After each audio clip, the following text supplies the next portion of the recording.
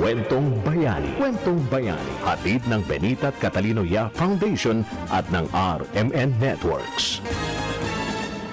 Kwentong Bayani. Kwentong Bayani. Magandang Sabado po ng umaga sa inyong lahat.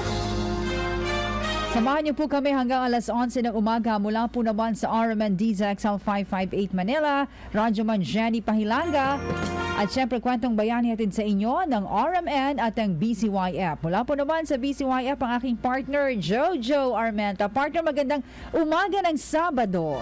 Magandang umaga po sa ating lahat. Magandang Sabado po sa ating mga nakikinig at nanonood dito lang sa ating episode ngayong umagang Kwentong Bayani. Good morning, partner. Good morning. Napakabilis ng araw. Ano? Akalain mo parang kailan lang. Kaya tapos na naman ang July. Oo nga. Sinabi mo pa. At syempre, partner, nako, isa na namang magandang episode ang matutunghayan ngayon ng ating mga kasama. Pero invite lang natin sila ha sa RMN DZXL 558 Manila. Paki-like and share yun na po yung ating programang Kwentong Bayani at sa YouTube channel DZXL 558. Partner. Yes. So, partner, good morning muli, no? At ang ating muling pinag-uusapan dahil BCYF, nagse-celebrate kami ngayon ng Philippine Social Enterprise Month. And of course, we're still integrating yung CSR ng social enterprise part, no? So, mag-uusapan natin ngayong umaga naman is in the part of academe naman. So, yung role ng schools, no? Yung role ng schools, ng academe sa pag-usbong ng social entrepreneurship, talking about social enterprises, integrating citizenship, sustainability, and social responsibility. Okay. So yun, partner, maganda pala, no? Itong ating episode ngayon at marami ho kayong mapupulot na naman na magandang mga kwento na pangbayani, syempre, partner. Okay. Yes. So, eto na. Yes, pakilala na natin ang ating guest dahil, nako, hindi na siya bago sa BCYF. I'm sure marami siyang ma-share, no, about this topic kasi matagal na rin siyang nasa school. At the same time, matagal na rin niyang ina-advocate yung CSR. So that's why it's good to have him here. So ang ating pong panauhin ngayong umagang ito ay isang astrologist. So he earned his doctorate in Values Formation at De La Salle University, Manila, Philippines, has more than 50 years of combined academic and corporate experience. Currently, he teaches at De La Salle Araneta University and the Jose Rizal University. So he was a management development consultant of Metrobank and training director of Malayan Insurance Company. And he is the co-founder and vice president of the International Association of Management and Human Resource Development in Indonesia and the editor-in-chief of IAM HRD Journal. Let's all welcome ang ating pong guest sa umagang ito. Walang iba kundi si Dr. Emil Kwentong. Good morning, Sir Emil. Thank you, Myra. Jenny po. I'm happy to be with you. Jenny po, Doc. Oh, what's the name? Jenny. Oh, Jenny, I'm sorry. Yes, Doc. Good morning, Doc Emil. Good morning po. How are Thank you? you for this occasion. Yeah. Ayan, okay. So, umpisahan natin. Doc, okay na, partner. Umpisahan ko na. Dr. Emil, ano po Yes. inyong personal advocacy at paano ho ba kayo naging bahagi o maging kasama po dito sa BCYF?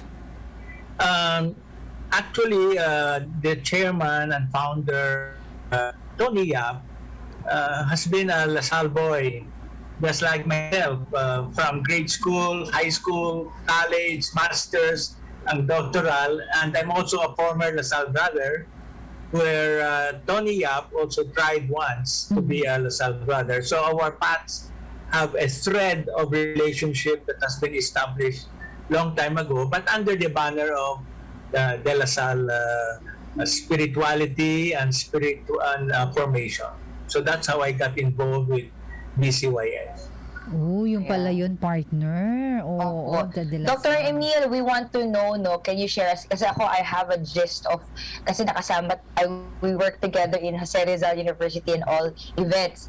Ano po ang inyong personal advocacy?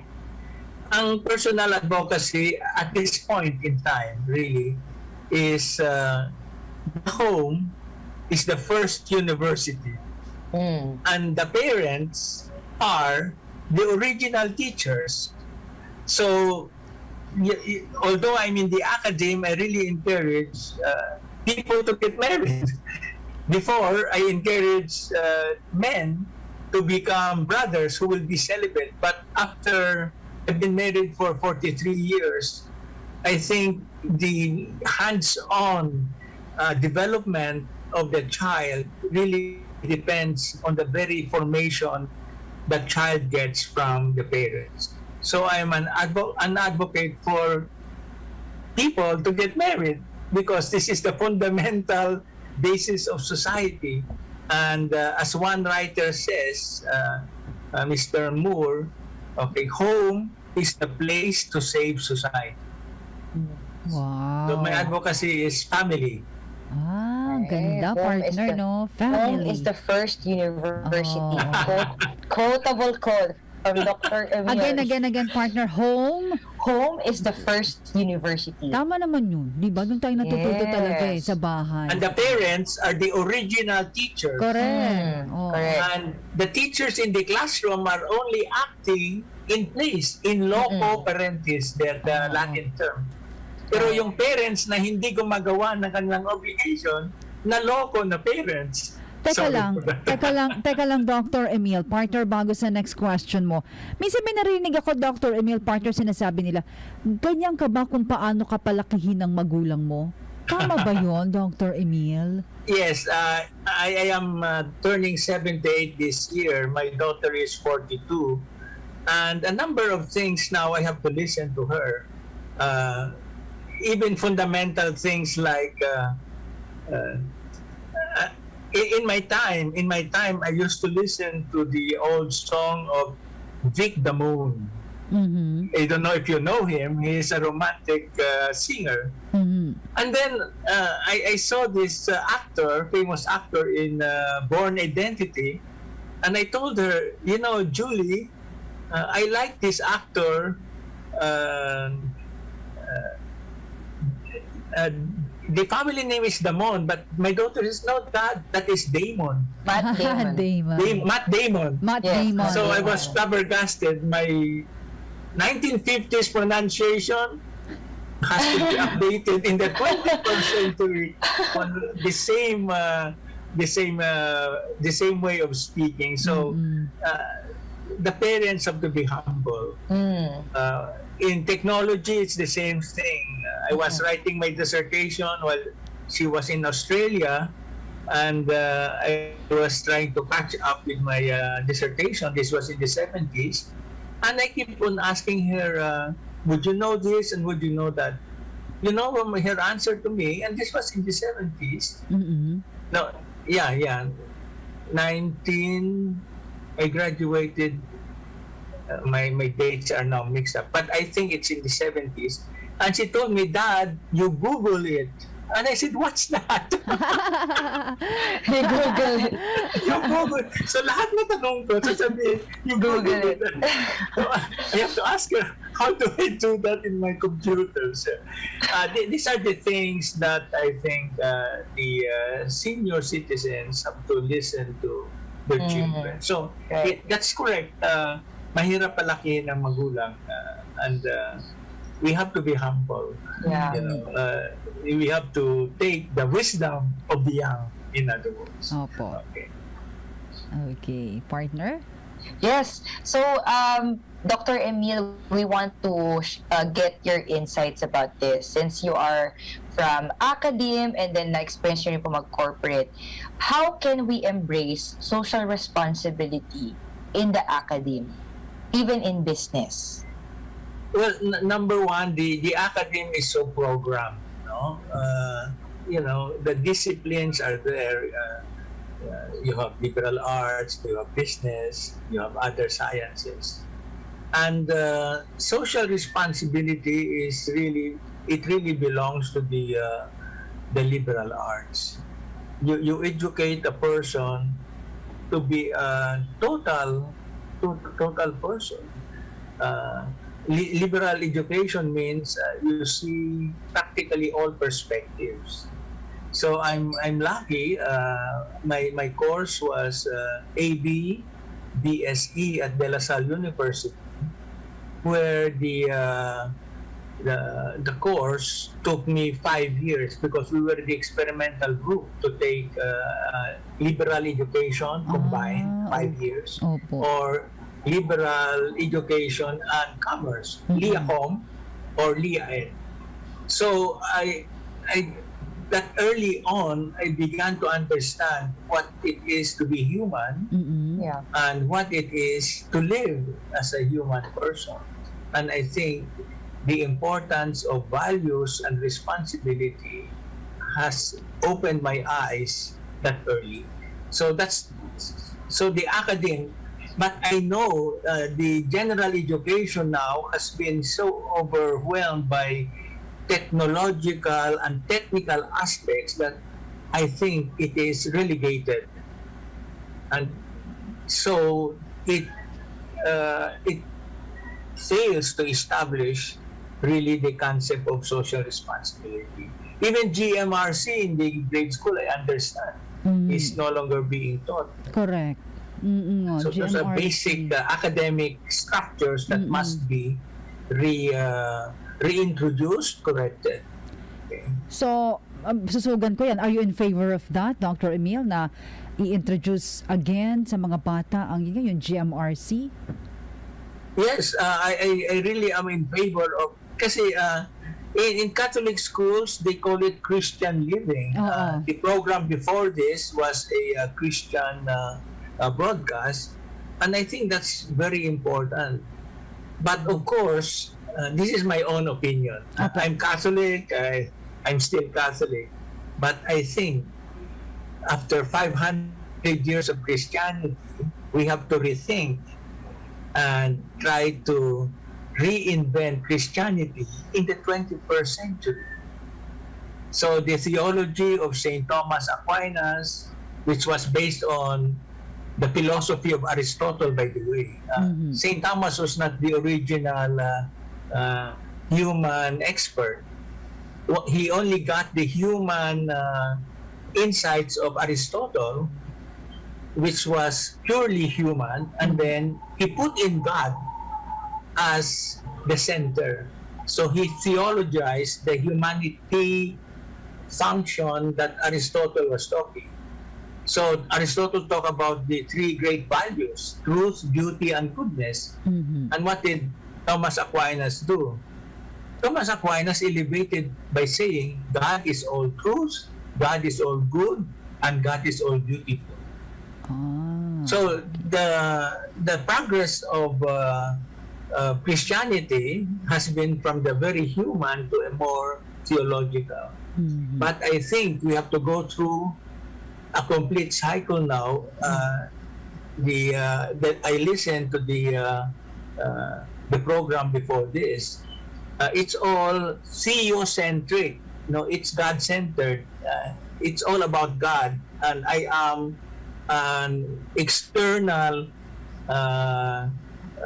participant, and I have to approach God. But I think the new theology, and if you read quantum theology, Ay, may ganun po, opo. it says that we are energy. Okay. Everything is energy, and that energy emanates from God. So you see, it's an empowerment of our humanity now, because God is within us.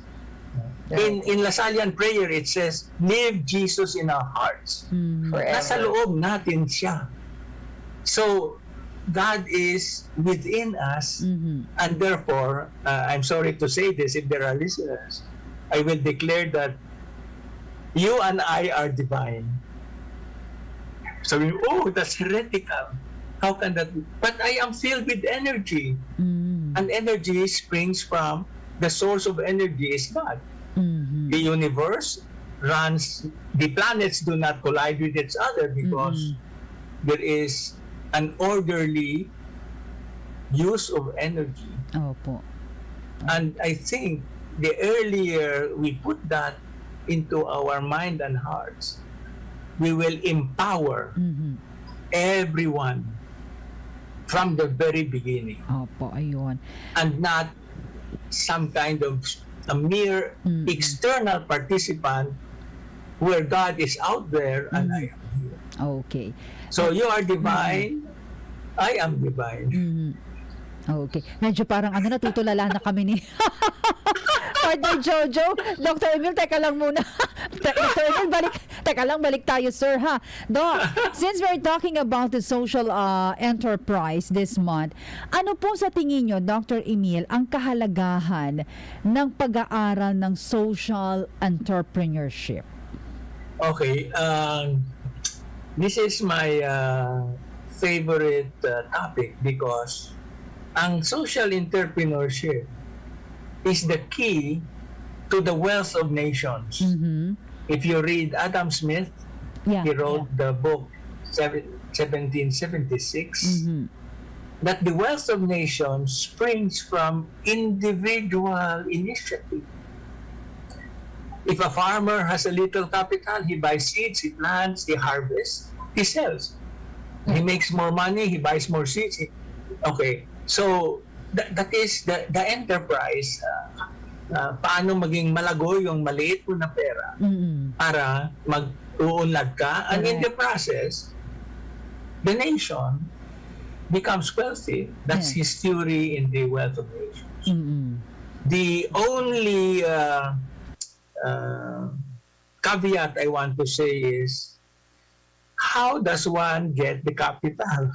See? Kasi in a democratic setup, if you do not have money, you don't have money. Okay? And you may want to save until such time that you have capital, just like what NBC has done. No?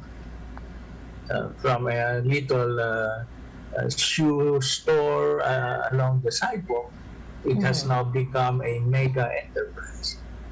So it's still a paradox. It's still how do you spin off, in other words? So social enterprise would mean that there is a participation of society. There is a participation of society.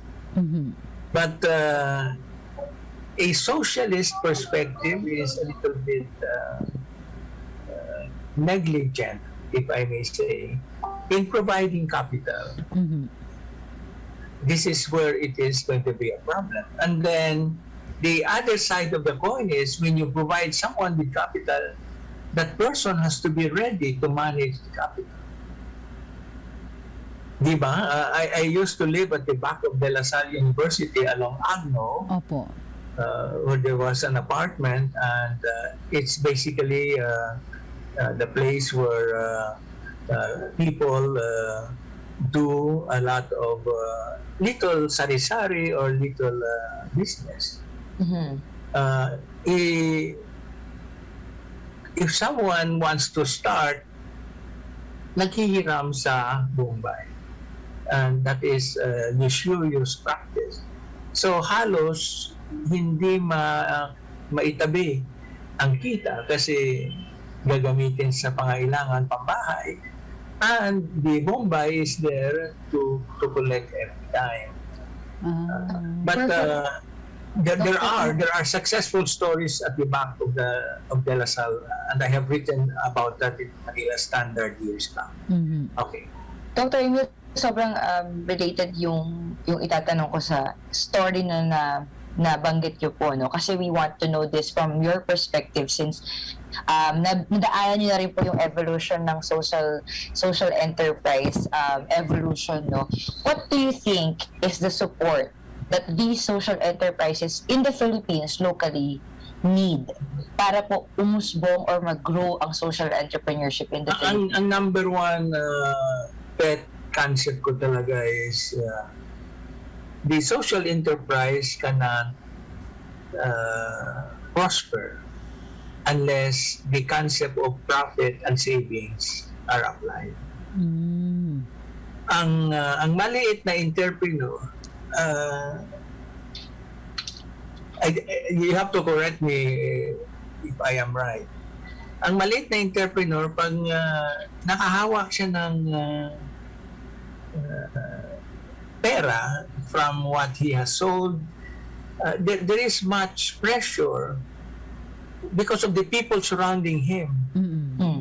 Notice that we are not a nuclear family, we are a tribal family. So pag alam ng kamag-anak na may pera ka, kakatok sa pinto mo at saka hihiraman ka. So yung pera na dapat i-roll over, hindi magawa kasi the management of the finance is being filtered, okay, and weakened because the money supply is needed by not only the entrepreneur but the people around him. And the pressure is pag hindi ka nagbibigay, you will be condemned by the relatives and your family as corrupted. And I think that's the worst situation you can be in. But the entrepreneur has to make a choice. Nakapalang mukha niya, titigasan yung dibdib niya because he has to do financial management. So my point is, what really is needed is managing the capital, managing the profit. And that requires a lot of discipline. A lot of discipline. It's true. Because we are a relational family. We are always related to those around us. Okay. Okay. So the formation, this goes back to what kind of formation can the school and the university provide. But again, I go back. If the family does not have that kind of money management, then from the very beginning, I would say the enterprise would fail. And I teach mainland Chinese students at JRU. The money management of the Chinese is slightly different from us. They're very strict in holding on and very stringent in giving away what they have until they are fully established. The Chinese are very generous, but it's because they have established a prosperous enterprise. Yeah. Nakakaingit talaga na, at saka nakakaiyak. Because we don't have a tradition. The Filipinos don't have a tradition of entrepreneurship, by the way. The Filipinos have a tradition of celebration and happy events. And events require expenses. So, paano natin ma-manage? No? I'm not saying we will not celebrate, pero if you get married by starting with a big debt, parang hindi tama. Okay. If you are celebrating your child's birthday, at ngayon, alam ko, halos every month celebrate na pala yung birthday ng baby. Isn't that, all activities require money. So, I really am scared of how Pinoys manage. Okay. Nagtanong ako, I was teaching MBA at De La Salle. This is about 15 years ago. In a class of 25, I asked who have savings, because they are MBA, they're professionals. Only one raised her hand, a Chinese. And so I told her, how do you do this? Sabi niya, I work with Globe and I earn pretty well, and I'm able to meet my needs and the needs of my parents. Opo. Kasi single pa siya at the time. Dr. Emil, siguro po itutuloy po natin ang ating napakagandahang kwentuhan, pero tayo muna po ay magbibigay daan sa pagpapakilala ng ating stasyon at ilang paalaala. Maari po ba babalikan po namin kayo? Okay. Salamat po. That's the money side of this whole thing. Okay po. At Good. We thank you po. appreciate that. Thank you po. Ayan, partner, at wag po kayo nga alis, magbabalik pa rin po ang programang Kwentong Bayani. Kasama pa rin ho namin ni partner Joe si Dr. Emil Hudtohan. Ayan, via Zoom pa rin. Partner. Yes, ako muli magandang umaga po sa ating mga nakikinig at nanonood dito sa Kwentong Bayani. Mabalik po tayo kay Dr. Dr. Emil. Dr. Okay. Emil, no, yung question ko po, very, nako, ano na to sa inyo, sisiw na lang sa inyo sagutin to, no? And we want to share we want to hear your insights about this as well.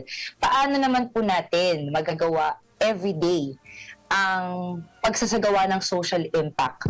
So, paano po natin mai-apply ang paggawa ng social impact sa ating pang-araw-araw na nagawain? Wow, the question is really asking a person to walk his talk, okay? And my answer to that is if we go back to our inside radar, we are gifted with kagandahang loob.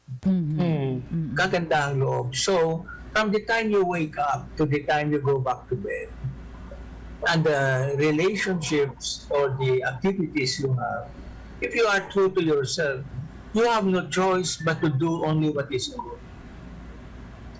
And of course, that's very difficult. Yeah. But if the child is trained, okay, by the parents to only do what is good, to do what is beautiful, to say what is truthful, then he or she becomes an example. And in physical science, they call that snowball effect. Ang ginagawa mo pag nakita ng kapwa mo maganda, ma-motivate sila. It's snowball effect or it's a ripple in the pond. But I introduce you to a new term. It is based on consciousness. That is called butterfly effect. What you do is like what is called butterfly effect. In metaphysics, in the 1970s, a metaphysician said, butterfly effect means the flapping of the wings of the butterfly in South America can cause an avalanche in Mount Everest. That is how energy, so the actions we do can have a butterfly effect. This country, this country can have butterfly effect, but on the positive side. But notice how much negativity is being spread around in words and in deeds, in broadcast, in visuals. We are in a deep trouble because the negativity creates also a butterfly effect of negatives. And therefore, we cannot progress as it should be. So, ang Lasallian prayer is, I will continue to do all my action for the love of you. Wow. All, walang exemption. All, yes po. Ngayon, ang Lasallian context is yung faith. Kanina, the speaker talked, faith is then coupled with zeal, which means action for community. So that is the dictum of Lasal. But Saints Co is ora et labora. You work and you pray. But the modern 21st century spirituality of Escriba is terrific. Anong sabi ni Escriba? Your work is your prayer. Can you imagine that? Kung nagtatrabaho ka, ito ay you're offering to God as your prayer. So, again, the entrepreneur must take a look at this. What he is doing is actually honoring God in making money. People will say, my God naman, pwede ba yan? Yes, pwede. You have pure intention.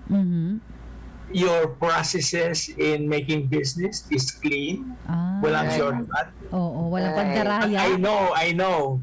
Walang under the In table. every business, Jojo, in every business, there is a secret. There is a trick on how to do it. And I'll tell you a story. I have a student in La Salle pa, and he says, I help my dad on weekend to magbababoy, selling pork. And he says, I make money by selling newspaper. Sabi ko, how do you do that? pag nakatay ang pirasong baboy na ilagay sa kiluhan, sasapinan niya ng papel, Opo. dyaryo, para yung dugo hindi didikit doon sa kiluhan. At the end of the day, he would be able to finish 2 kilos of newspaper. So he was selling newspaper at the cost of the pork or the beef. That was the secret of the trade on selling, okay, meat in the market. Yun. So again, the entrepreneur must abide with the rules of the game Yeah. and make money over the table rather than shortcuts. Yes. Yun yung, Dr. Emil, na mabanggit ko lang, no, yan partner Jenny, ang ating gusto ring i-emphasize in this month, no, Social Enterprise Month. Kasi we want businesses to practice and abide in a clean process of Yes. being successful in their business. Correct. Hindi lang puro profit, but also you have to consider na merong social responsibility na kaakibat ang pagtayo ng business. Tama. And honoring God. I love it. Yes. Dr. Emil, I love the word. Diba? Really, the perspective, the new management, the new perspective in management, the old context is bottom line profit. But the new perspective in managing a business is looking at well-being. Yes. So there are 9 elements of well-being, and profitability is only one. So aesthetics, environment, relationship, social, emotional, intellectual. The entrepreneur has to see this. Excuse me, I just get a phone call. Opo. So napakaganda ng binibitawang salita ni Dr. Emil, ano? Pag Hello? sa negosyo, talaga partner, kailangan yung sabi mo nga kanina malinis, di ba? Kasi yung sabi mo walang under the table, Hello? di ba? Walang whatever partner. Hello? Kasi kapag ka meron, hindi malinis yung di ba? Hindi maganda yung negosyo, di ba? Oo. Kaya din talaga we want to emphasize na ang social entrepreneurship is not just about putting up business but also to consider yung social impact. Diba napag-usapan natin Yes, yung last week, partner, na yun yung ine-emphasize natin na we want people when they create or have a business, kailangan i-consider nyo yung tao na apektuhan, yung environment, diba? Yung sustainability ba nun, ang development ng isang business. So, social responsibility, of course, pasok ba din, iba friendship? Ay, partner. So, pagbalik ni Dr. Emil, tatanong ko partner naman sa academe, kasi maganda to Diba, nandiyan na ba si Dr. Emil? Yes, Ayan. Yes. Sorry. Mukhang tumatawag ang mahal mo, May delivery. May pa-Shopee pa pala si Dr. Dr. Emil talaga. Doc, eto tanong ko na lang ano naman po ang role ng academe? Ito sa academe naman po tayo, specifically business courses para matulungan yung ating mga estudyante to embrace and advocate citizenship and social responsibility, Dr. Emil. Diyos ko, I am just talking. I am from the Catholic school. Opo. And my reaction to that is napaka-heavenly ang perspektibo ng Catholic school. Opo. I'm sorry to say, this is De La Salle, Philippines. Opo. Ang motto sa De La Salle University is love of God and love of country. Unang-una yung God. Love of God. So, Okay. ang whole focus and activities are on external religiosity, mass, confession, and all that. Pero I was in Singapore, and there is a La Salle Singapore in St. Joseph, in Newton Street in Singapore. Opo. Their motto is love of country and God. And I was surprised. Unahin mo yung bayan. Okay?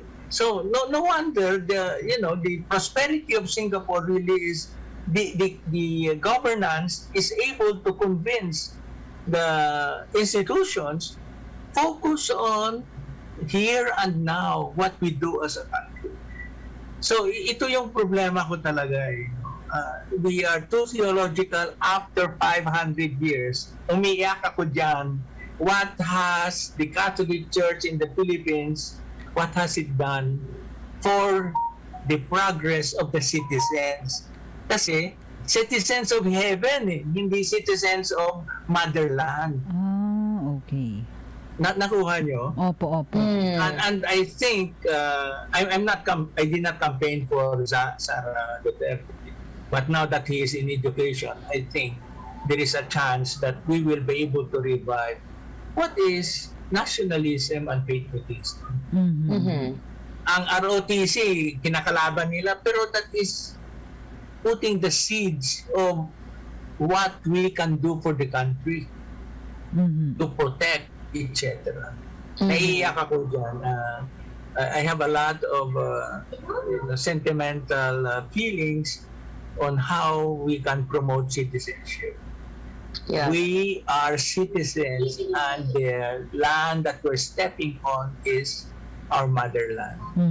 Right. And we are made for heaven, but we are living here on earth. Yes, And the yes. motherland is key. It's a Right. key intention talaga for We have to us be to progress. we have to be a good steward of what God has given us. Lalo na kung nandito tayo. Diba? Kung nandito tayo sa mundong ito. Tama. Ito po, bago kayo maiyak, Dr. Emil. Bago kayo maiyak. Ano po ang, ito na naman po yung namin, no, huling question na po ito, no. Ano naman po ang magiging advice nyo sa mga estudyante, sa mga business people, even sa mga nagtuturo, like in the academe, no, for them to advocate more citizenship, sustainability, and social responsibility. Basically, yung advocacy ng BCYF. Okay, ito yung primary. I'm giving a talk to teachers in the Philippines. I was sponsored by a technology group to talk. Okay. I have what is called, we have to act as agent. You know, James Bond, 007. Kaya, ano siya, no? He cannot be put down. We have to be agents of this country, of this government. So, hindi ito mangyari unless we are anchored on our cultural heritage. Catholic values lang bang cultural heritage? Hindi. What were we before? We were Muslims. We were members of Majapahit Empire, Srivijaya, and the original was the Maharlika. We are an honorable people. So our cultural DNA must be anchored on that. Na hindi siya theological, it is cultural. My concept is, my dissertation kasi is retrospect prospective. We cannot move forward unless we dig deep into our historical past. Okay. Yeah. Sorry, look at the family names. Jojo, I think your family name is Spanish. Yes. Correct. So as if, you know, well, you look Spanish actually, Miss Tisa. Wow! Partner, mistisa. But me, my family name is native. Udtuhan. Udto means noontime. But my mother is Spanish, Torricarion. Okay. But I dig the history of the Visayan people, and they came from Ujong Padang in Makassar, Indonesia. So when I went there, I almost kissed the ground at the airport. And it revives a sense of, malapit ba tayo sa Asian countries? Hindi. Mas malapit na tayo sa Amerikano. Yeah. Okay. Eh, planty na si Jojo ngayon. That's start of globalization. But my point really is the teachers, the students, and the individual citizens. Ano ba? Who are we? I don't think we have fully recognized them. Okay. Of course, I wanted to be an American citizen when martial law was declared kasi nahirapan ako. Yung sahod ko, 2 trabaho binigay sa akin, sabi ng presidente ng kumpanya, you will retain the same salary, but I function as vice president, assistant to the president and training director. Akala ko 2 sahod, sabi niya, isa lang. If I leave, wala kang mapuntahan in the 1980s. Opo. So I wanted to migrate to America. Mabuti na lang umiyak yung anak ko kasi ayaw niya iwan yung kanyang dollhouse. Yung dollhouse yung nag-save sa age. Ayun ang saving factor. Buti na lang So ang in my dollhouse. late age, I am digging into my own self. Ano ba talaga ang cultural Pinoy sa akin? Unless we can do that, we cannot contribute our individual contribution as Filipinos. Right. Oh. And thank you po, no? Thank you Dr. Emil for all the insights. I know na isang magiging makabuluhang usapan nito, partner Jenny, kasi kilala ko si Dr. Emil How he talks, how he gives talks to people, especially sa mga estudyante. Nako, kahit sa age niya yan, buhay na buhay ang mga students when they listen to him. Kasi napaka-relatable na mga stories ni Dr. Emil. Ang lalalim. And thank you so much po, no, Dr. Emil, for Thank you, your Doc. time, for your insights. Any enjoy. any parting words po? Sige po, for Yeah, the parting minute. words I have is, if you are single, get married. Build a family. Ouch. You are the cornerstone of this nation. Okay. Tama ka First doon. family, first university, first professor. And then this country will be in good hands. So get married. Go out and get married. Okay, thank you po, Dr. Emil. Have a nice day. Thank you, Dr. Emil. Nice I talking to enjoy you. talking to you guys. Nice talking to you, Doc. Thank you po. Okay. Thank you. Ayan, partner, Bye-bye. si Dr. Bye po, si Dr. Emil Hudtohan. Alam mo na, partner, word for the day, go out and get married. And build, ayan na dyan po si Go Dr. and multiply. And multiply and build a good family, di ba, partner? Ayan. Thank you po, Dr. Emil. Thank you very much. Okay. It's a great fun, great Thank you po. interaction with you. Thank you po. Thank you Congratulations po. to your program. Thank you po. Very interesting. Thank you po. Bye-bye po. Bye-bye. Ayan. Partner naman, next Saturday, ano naman ang aabangan natin? Isa na naman bang Oo, Dr. dahil Emil? tuloy-tuloy pa rin nga, no, partner Jenny, ating usapin regarding sa Social Enterprise Month. Next week, meron naman tayong mga invited na social entrepreneurs to talk about their business, their challenges, and what are the things that the support that they need, no, for the social enterprise in general dito sa Pilipinas. Alam mo, partner Jenny, maganda yung sinabi ni Dr. Emil na ngayon napag-usapan natin yung citizenship at social responsibility related Correct. to social enterprise. Kasi hindi ka talaga magiging, for me hindi ka talaga magiging ganap na isang successful social enterprise sa Pilipinas kung hindi mo ina-adapt yung citizenship at social responsibility. Tama. Kasi the number one that you will think of, not just for profit, is also the community. Tama. Kaya naman maganda na di ba? Kaya maganda na in-emphasize ni Dr. Emilio na kailangan you're abiding in doing good things before you consider having a business. Tsaka observe, partner, pag may negosyo ka, hindi ka lang muna after the profit Yes. Siguro ano lang yan, 40% mas or 30%, 70% yung sinasabi mo is your social responsibility, hindi ba? Yun ang pinakamaganda doon.